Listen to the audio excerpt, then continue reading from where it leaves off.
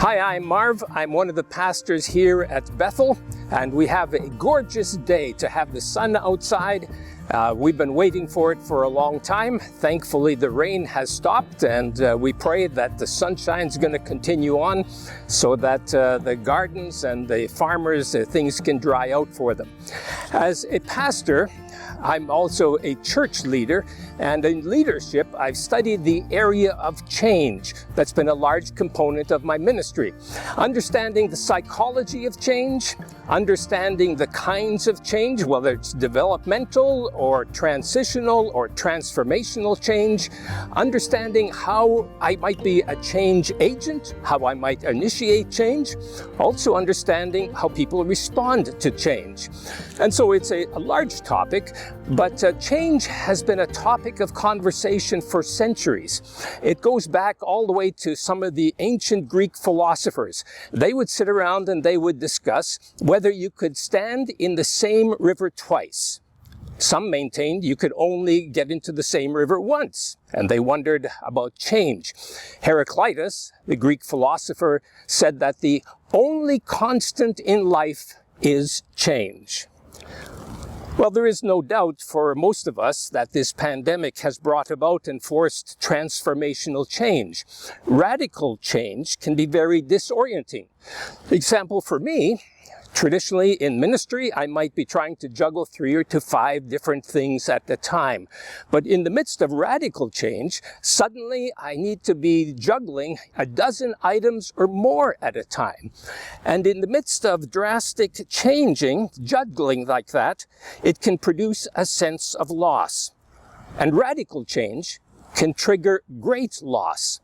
It can produce grief.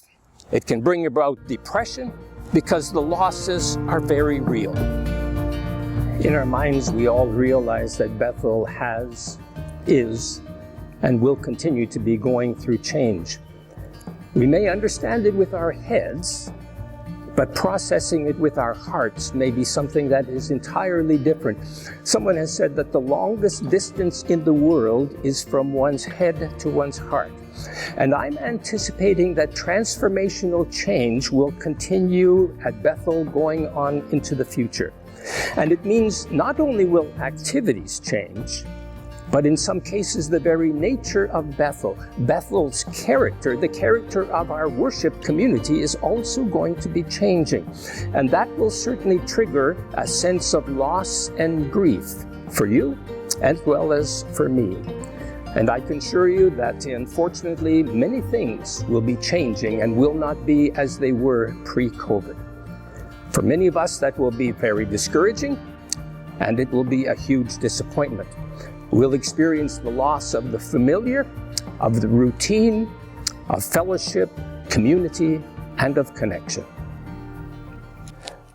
Bethel has gathered a reopening task force, and so I'd like to share with you some of the changes that are going to be taking place. Lord willing, we will be opening for in-person worship on Sunday, September 13th, with 2 worship services, one at 9 and one at 11. We're going to be following all of the Alberta Health Services protocols and guidelines, such as social distancing and the wearing of masks. We decided we needed to go to 2 services because we need to make sure that everybody has vacated the sanctuary and the church from the 9 o'clock service before we allow people from the 11 o'clock service to start entering. We may make some changes as we continue going forward. We may change the worship times because we don't know how many people will be ready to return for worship in person as we begin. We'll also have people register as to whether they're going to be attending the worship services, because we estimate that we can only accommodate about 100 people in our sanctuary so we can preserve social distancing guidelines. We're going to experiment, before we open up on September 13th, we're going to experiment with 2 worship services on Wednesday evenings in August, so that we can use them to try to orient our greeters and our ushers for how the process and how the procedure is going to be going.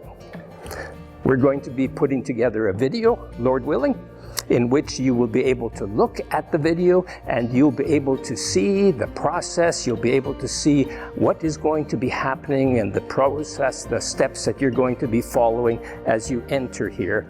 And without a doubt, I want to assure you that we're also going to continue to have our online worship service.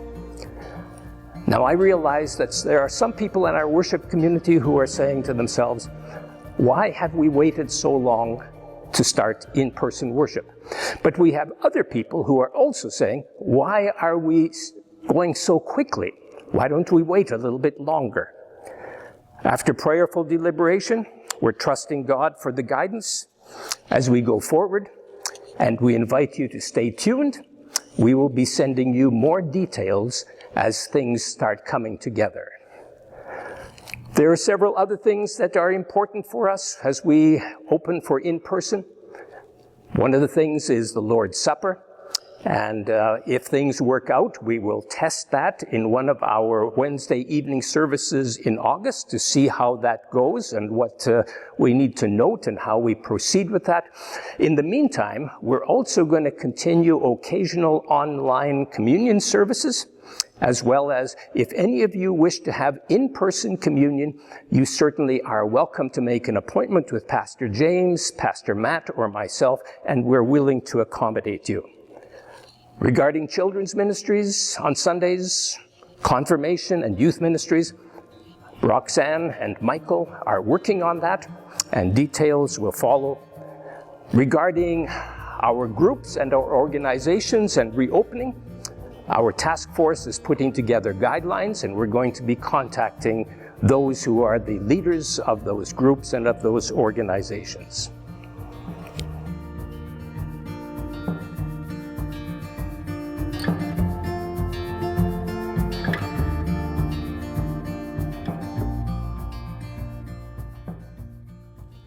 And so when you walk into our facility, you're going to notice some additional changes.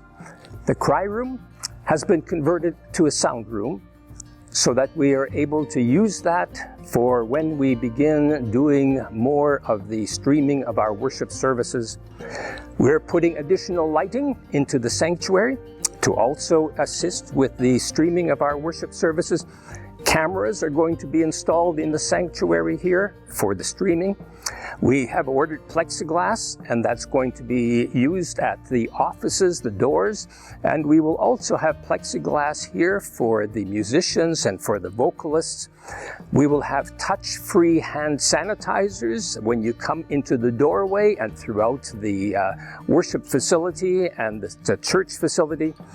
Worshipers, when you come into the sanctuary, ushers are going to be ushering you to seats so that we can make sure that we preserve social distancing. And so these and numerous other changes will be facing you as you enter the facility here. In the midst of all the changes and my trying to help us navigate, I keep reminding myself, Marv, what is the purpose of Bethel? And the answer that I keep on coming back to is that the purpose of Bethel is not for me to be comfortable or for me to continue in my routines, which sometimes can become more like ruts, not for me to continue with the familiar or to simply gather together with people. The purpose of Bethel is not in and of itself for fellowship. Our purpose is to worship God, the God who is pure grace, and whose mercies are new every morning, the God who is faithful to all his promises. And often during this time of COVID, I've wrestled with the question, Lord, how can I help our worship community navigate the changes that they'll be experiencing as we reopen? And the reply that I seem to be getting back from Jesus is simply this. He says, Marv, it is my church. I'm going to gather people together to worship our Father, whether they are worshiping in their homes, worshiping online, or whether they are worshiping in person, so that they can all join together in giving God thanksgiving and praise for all that he has provided for us, and for all that he has done and is continuing to do. And I've heard Jesus continuing to say, in worship, I'm going to speak to my people wherever they are, words of hope and healing, of love and life. And then I'll send them out, just as I did with my first disciples. I'll send them out with the strength and the power of my Spirit so that they can share my love with others. And so in the midst of all the changes that are going on, I need to keep reminding myself, God has not changed. He is worthy of our worship, our praise, our thanksgiving. His purposes for Bethel have always been and still are the same, to share the love of Jesus with a hurting world. God knows the changes that we are going through, whether they're personal or whether they're here at Bethel. And He is waist deep in them with us because He loves us and He is for us. I want to extend a thank you to all of you who have been so faithfully praying for our worship community, whether it's our parish planning council. Thank you to all who have been faithfully making calls and connecting with members of our community to keep the connections going. Thank you to all the people, the many people who have been behind the scenes, who are unnoticed, who continue to quietly and diligently serve among us. Thank you to the 6 summer students. Thank you to the task force, the staff, for all your prayers and for all their faithful and dedicated service. And if there is certainly anything that we can do for you, please don't hesitate to call me.